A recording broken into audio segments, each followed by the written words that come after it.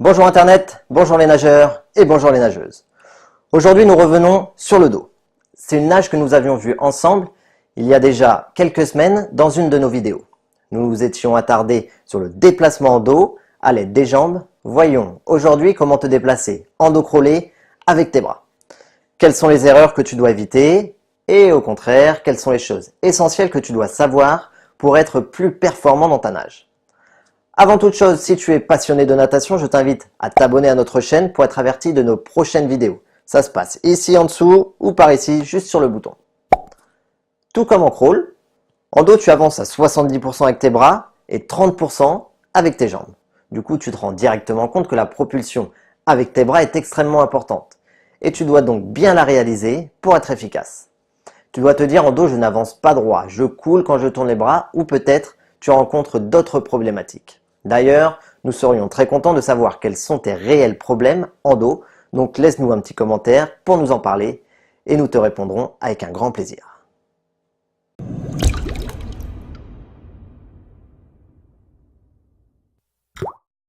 Le dos est une nage facile à apprendre quand tu as vaincu cette appréhension du vide et acquis l'étoile sur le dos. On peut dire que c'est quasiment gagné.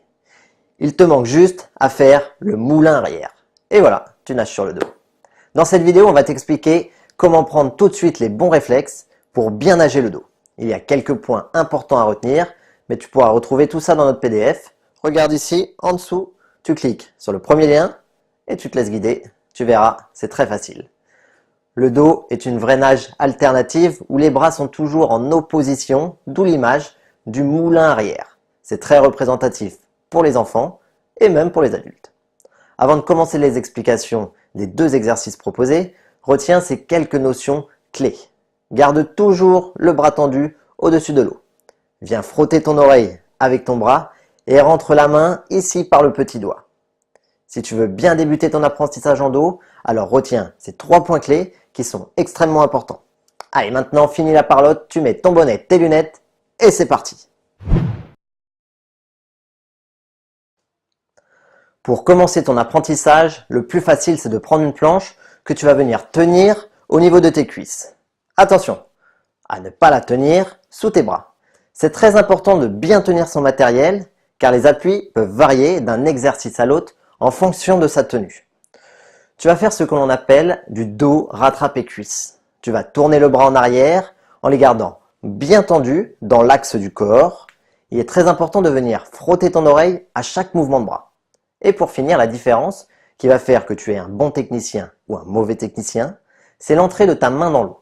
Tu dois essayer de tourner ta main pour qu'elle rentre par le petit doigt et éviter que ta main vienne claquer l'eau. Ta paume de main doit toujours être dirigée vers l'extérieur. Le deuxième exercice est très simple. Tu vas enlever la planche et garder tes mains le long du corps. Toujours le même principe, tu vas effectuer un rattrapé cuisse sur le dos. Et comme je te l'ai expliqué juste avant, ton bras doit rester tendu dans l'axe du corps. Il vient frotter ton oreille juste avant de rentrer la main par ton petit doigt. Paume de main dirigée vers l'extérieur. Comme tu peux remarquer, il y a un mouvement de rotation des épaules. On appelle ça le roulis. Tu le retrouves aussi en crawl. Pour travailler le roulis, il faut sortir l'épaule opposée à la main qui rentre dans l'eau. Main droite qui rentre dans l'eau, c'est l'épaule gauche qui sort. Et main gauche qui rentre dans l'eau, c'est l'épaule droite qui sort. Ta tête reste fixe, ce sont tes épaules qui tournent autour. Allez, maintenant, c'est à toi de jouer. On se retrouve juste après pour le récap. Pour bien nager sur le dos avec tes bras, tu dois retenir 3 choses essentielles. Premièrement, garde les bras tendus dans l'axe du corps. Frotte tes bras contre tes oreilles et pour finir, rentre ta main par le petit doigt. Ce sont 3 choses que tu dois retenir dans cette vidéo sur le dos.